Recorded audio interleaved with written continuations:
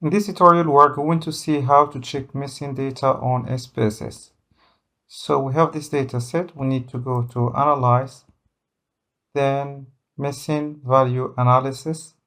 We click on it, and then we put the variables we need to check in terms of missing data.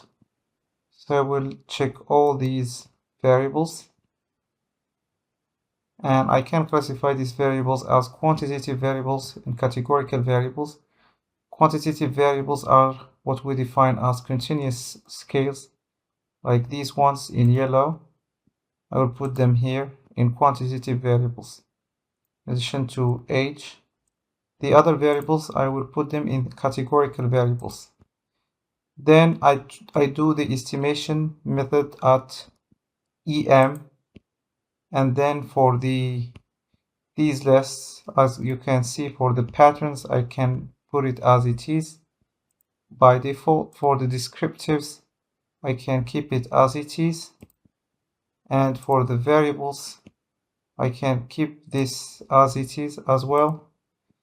And the missing value analysis estimation method is kept as it is. We click OK. So we see the univariate statistics, and we look at the summary of estimated means, which is the estimation method.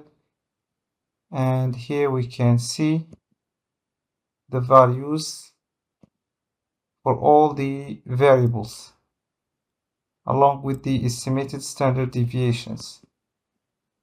If I want, I can double click this table and pivot and transpose rows and columns for the sake of reporting.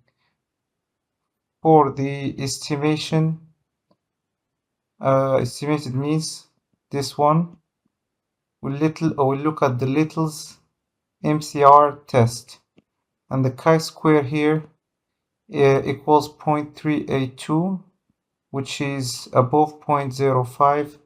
Therefore, there is no statistically significant violation of missing data for this data set. So the sig value is what we call the p-value here, which is below 0.05. Here it equals 0.826. So this is the actual p-value that we look at, not this one. So ignore this confusion that I said earlier. So the sig is what we call the p-value. So we can also double click this table, which is the most important one, and then go to pivot, transpose rows and columns, and I can report this Little MCAR test with the chi-square value along with the degrees of freedom and the sig value. So this is in brief how we do the estimated means for the missing data. In case we have some missing data, I define them here in this column and according to each row, and we usually define them as discrete value. Like here we put minus 99. Click OK, for example. Or here like minus 98, minus 99.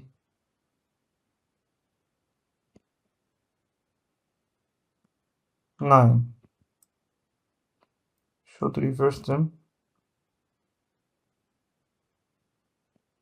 Okay, so this one. So this is just in brief how we deal with missing data on SPSS. If you have any questions or remarks, do not hesitate to post them below. See you soon. Bye for now.